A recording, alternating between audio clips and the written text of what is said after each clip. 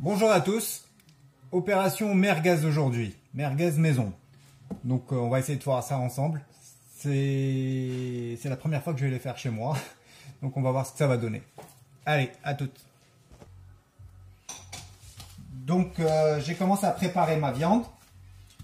J'ai préparé un peu de bœuf que j'ai plus ou moins coupé un peu finement, comme bon. C'est vrai que ma machine, bon, c'est pas une machine de compète, donc on va aller mollo avec elle. Petite machine que j'ai achetée sur un site de vente en ligne, enfin, sur Amazon, hein, voilà. Ça va être, moi, ça va être dit. Je l'ai testé déjà une fois, donc c'est plutôt satisfaisant. Donc là, je vais la retester. En fait, c'est un hachoir qui fait poussoir en même temps. Donc j'ai les petits embouts pour remplissage de saucisses. J'ai 3 diamètres, un petit, un moyen, un gros. Je vais essayer le petit, mais de toute façon c'est le même principe qu'on mette le petit, le moyen, le gros, donc il y a une espèce de pipette qu'on emboîte. Et je vais voir ce que ça va donner en mode poussoir, et en même temps ça fera de la merguez maison. Yeah. Allez, je continue, donc j'ai préparé mon bœuf, je vais mélanger un peu d'agneau avec, je vais mélanger un peu de gras. Sachez que pour la merguez il faut quand même une certaine quantité de gras. C'est ce qui fait sa saveur bien sûr, et les épices forcément. Donc on va voir tout ça au fil du déroulement de la vidéo. À toutes. Donc ma viande est prête. Donc j'ai tout coupé en petits morceaux par rapport au format de ma machine. Donc on voit bien le bœuf qui est... Attendez, c'est pas évident de tenir le téléphone. Hop là. Voilà. Donc j'ai mon bœuf ici. J'ai mon agneau, enfin plutôt on va dire la partie de l'agneau qui est maigre. Un peu de gras. Comme ça j'aurai à peu près, bon moi j'ai dit à peu près 30% de gras. J'ai préparé de l'ail. J'ai mes épices qui attendent ici. Donc je vous énoncerai les épices tout à l'heure au fur et à mesure. Au préalable, très important, mettre son boyau à détendre. Donc, du boyau dans de l'eau. Boyau d'agneau, diamètre 18-20, je crois. Ouais, c'est du 18. Taille merguez, quoi. Et puis voilà, donc là, on va commencer à hacher la viande.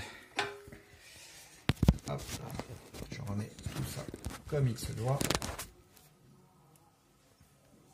C'est parti. Donc,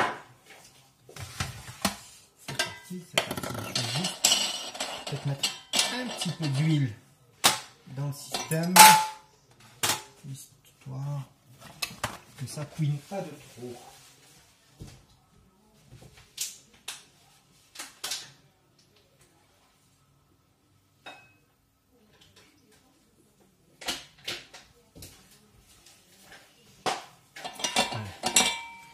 Petit bout de sopalin avec un peu d'huile. On huile juste un petit peu la machine, enfin vite fait, hein, pas la huiler, pas la tremper dans l'huile non plus. Mais juste histoire que ça glisse, que les pièces coulissent bien entre elles. Voilà. Hop. Ma petite grille, pareil, comme la lame est à fleur avec la grille. Hop. Voilà. On va serrer tout ça. Pas à fond. Je détends un peu. Une fois que ma viande sera arrivée, là je vais resserrer. Allez, c'est parti. C'est un peu bruyant.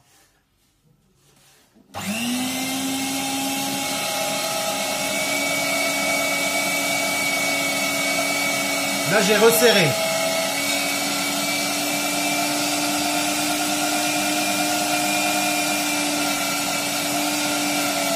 Donc idéalement c'est de commencer par enfin alterner. Eh ben bravo.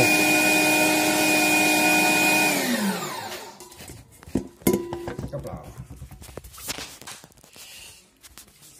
Les aléas du direct. Hop là. Tout va bien, c'est bon, c'est remis. C'est bon. C'est les vibrations de la machine. Allez vas-y, mets ça en dessous. Merci. Voilà. C'est bon, c'est reparti.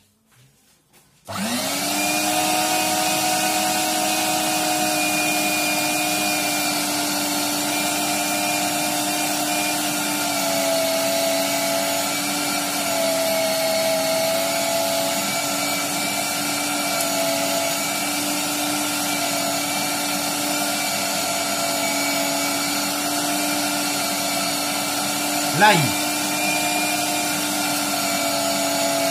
En chemise.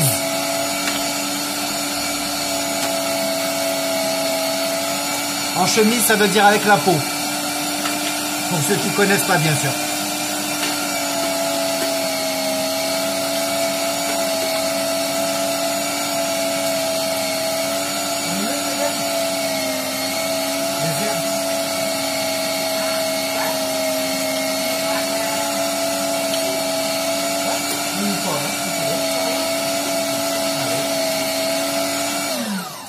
On va encore les parfumer davantage. On va mettre un peu de coriandre à l'intérieur. De la coriandre fraîche. Bon, ma petite chérie va me préparer la coriandre pendant que moi je continue à arracher.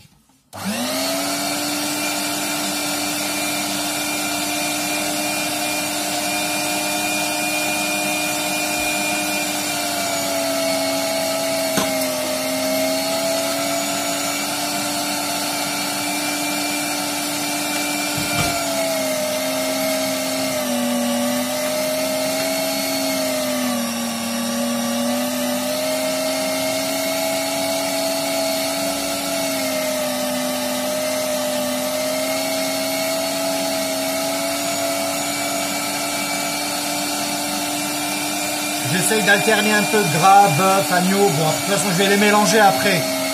Mais bon, j'alterne même dans le hachoir.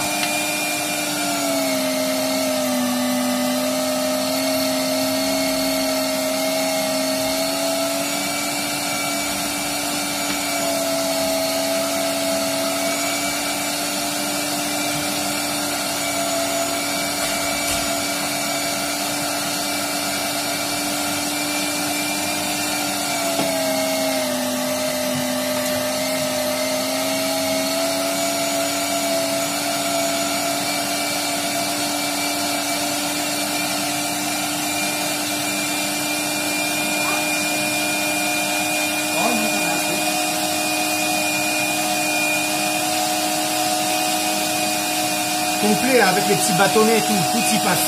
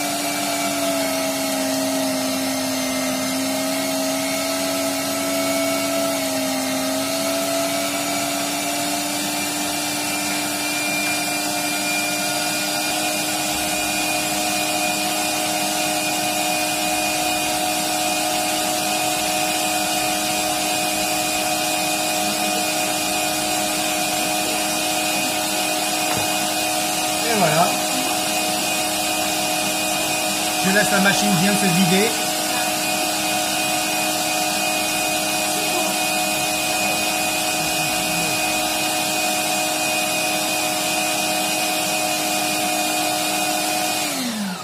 Ouh, ça fait du bien quand ça s'arrête.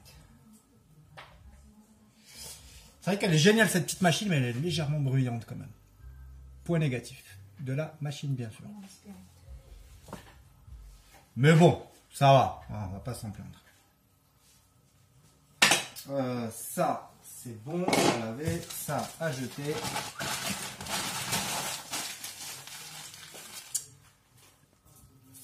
Donc, on passe à l'étape. Donc voilà, c'est fini. Idéalement, une fois que vous finissez de hacher, vous nettoyez bien sûr votre matériel. Pas besoin de le dire, ça c'est du b.a.-ba. Ça, je vais l'utiliser après pour remettre ma farce. Hop, démontage relativement facile. On débranche, c'est plus sûr et plus sage.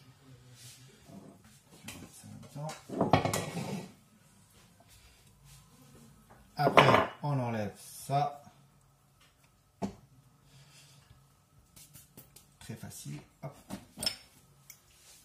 Petit bouton, on dévisse, ça s'enlève. La grille. Le corps. Bon, je vais l'utiliser, donc pas la peine de le laver. Je vais surtout retirer la viande qu'il y a autour de la lame du hachoir. Du coup, la lame, j'en ai plus besoin, étant donné que ma viande est déjà hachée. Je pense que c'est comme ça, parce qu'en fait, dans la notice, ils n'ont pas dit qu'il fallait pas mettre la lame pour le mode poussoir. Pour le mode remplissage de saucisse. Donc, mon vérin. Hop, les petites herbes qui sont accrochées. Voilà, ça c'est bon, ça c'est bon.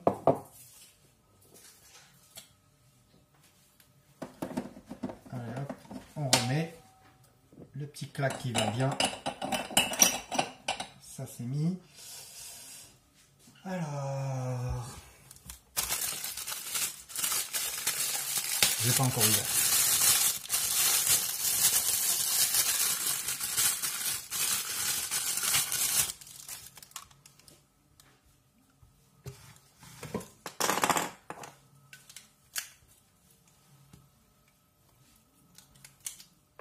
C'est l'embout qu'il me faut, le plus petit.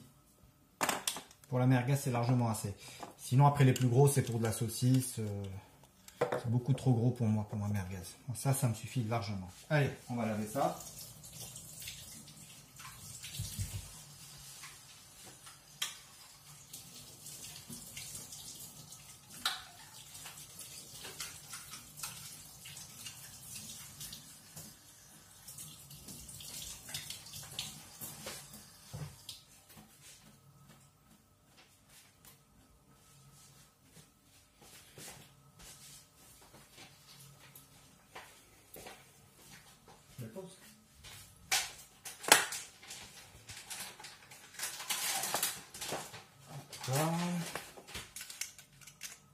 Donc ça doit se mettre comme ça.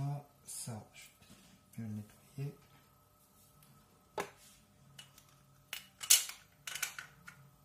Et puis voilà.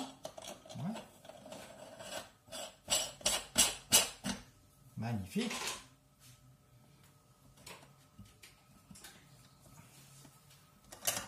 Ah non. Si, c'est poussé en fait par la chair. Quand la chair, la farce va pousser, à moins qu'il... Je vais essayer. Je vais essayer différemment. Je vais voir. Je suis en train de le tester en live là.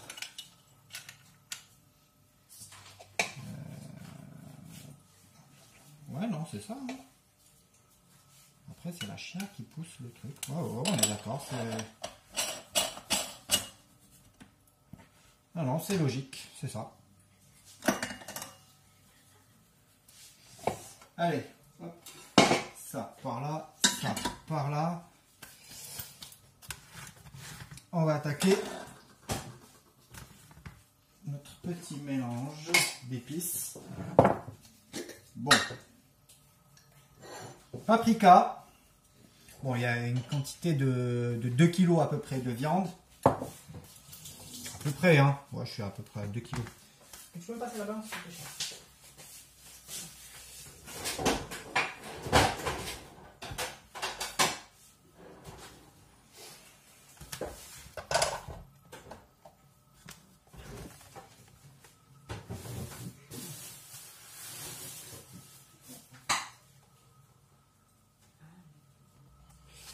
Alors, bon.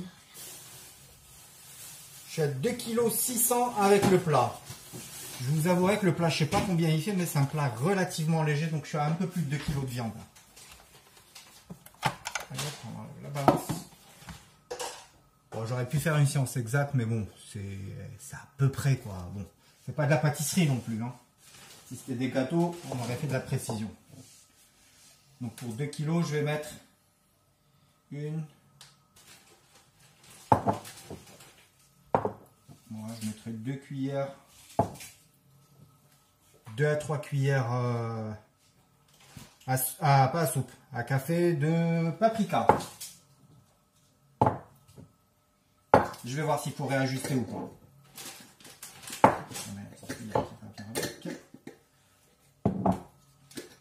Du cumin.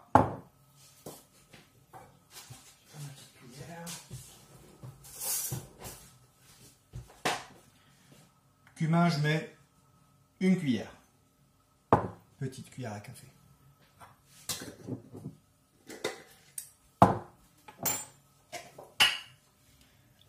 Un soupçon de cannelle, mais vraiment un soupçon. La pointe d'une mini cuillère. Hop.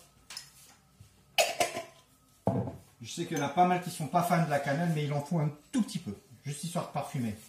Le poivre, franchement c'est du poivre, hein, c'est à votre guise. Hein. Si vous l'aimez bien poivré, vous rajoutez un tout petit peu de noix de muscade, histoire d'avoir un tout petit parfum.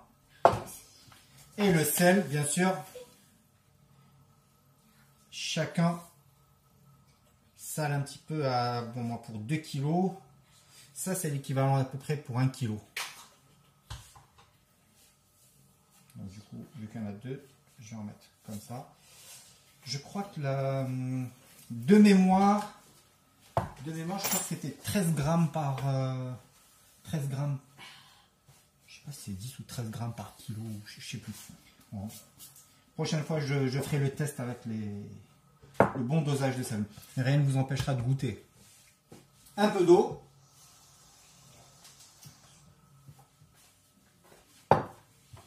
On va touiller tout ça.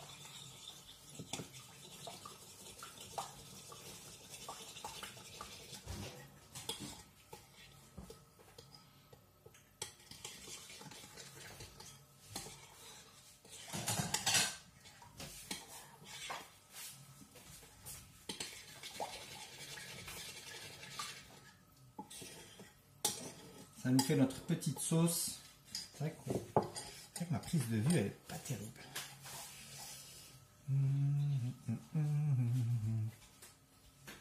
Petite sauce que je vais mettre par-dessus. C'est mal touillé ici.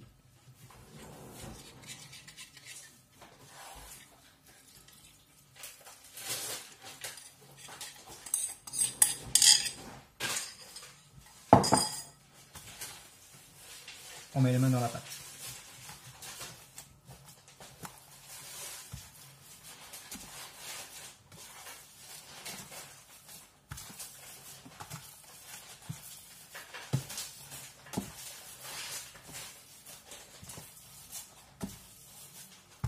Oula, ça sent la merguez déjà.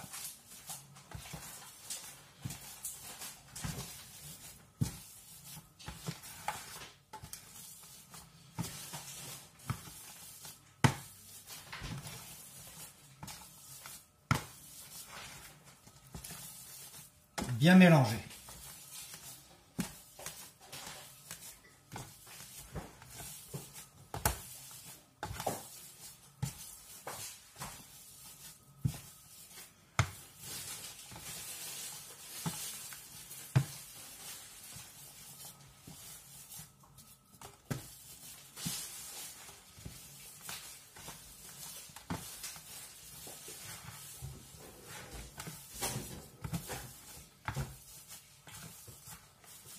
c'est un peu sec.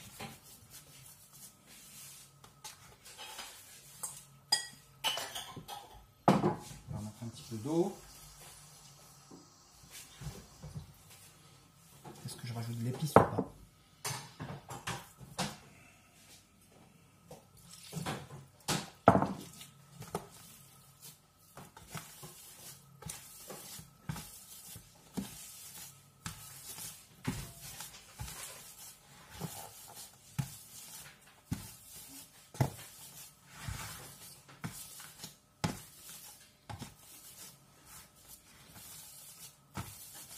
Bon, la merguez rouge, il y a beaucoup de gens mettent du colorant. C'est vrai que là, elles sont pas rouges, mais ça va être là, c'est de la merguez rouge, sans colorant.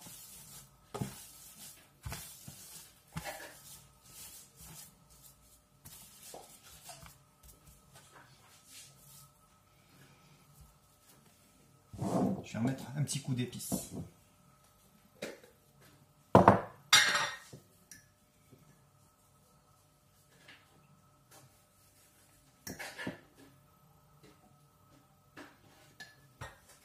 L'équivalent, je rajoute l'équivalent d'une bonne cuillère à café.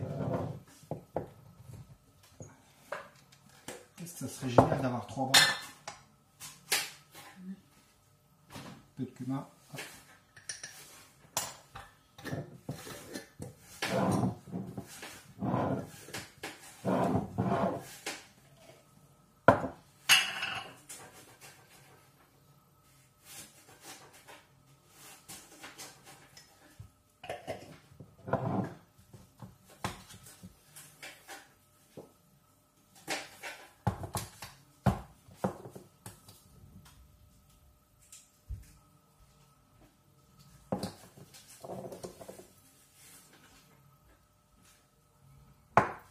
Bien sûr de l'eau.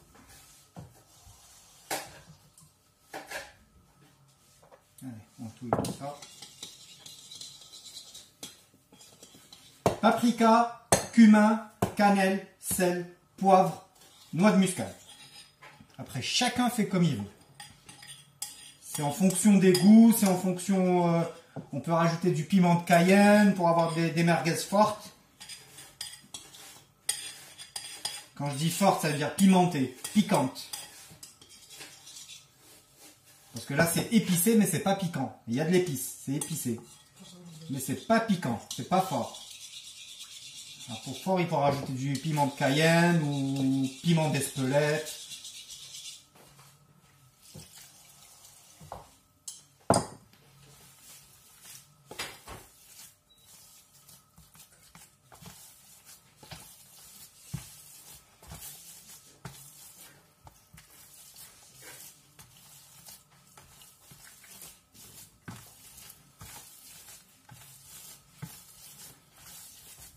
Faut bien mélanger, très important, afin que toutes les viandes soient bien mélangées, même que le gras soit mélangé et incorporé de partout, les épices, que ça pénètre réellement partout, que tout soit bien homogène.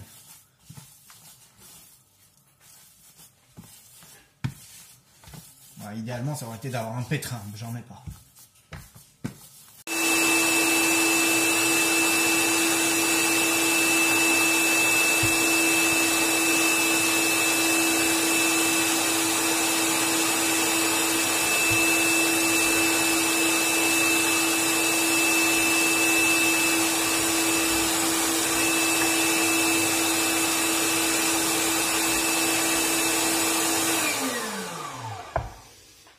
J'arrive au bout de mon boyau. J'en ai pas tant que ça. Je suis un peu déçu. Je pensais que j'en avais un peu plus. Bah, ça va, ça va. Alors, maintenant, je vais vous montrer comment on l'attache. Ah, c'est ça le plus... Je vais l'attacher.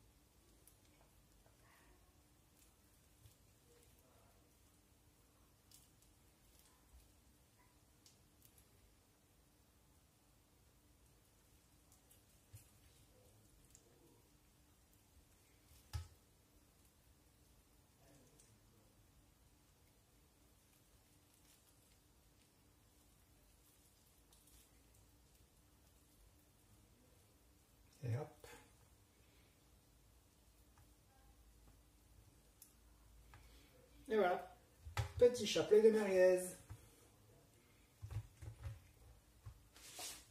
Sur ce, pensez à votre boyau avant parce que c'est pas mon cas aujourd'hui, donc j'ai un peu merdouillé là-dessus. J'aurais dû prévoir un peu plus de boyaux que ça. Et ben, c'est pas grave, la farce je vais la remettre au frigo. Demain je ramène du boyau, je mets à tremper la veille. Et c'est reparti pour après-demain pour finir le reste de la farce. Sur ce, ne pas oublier de nettoyer la machine, très important. Tchuss!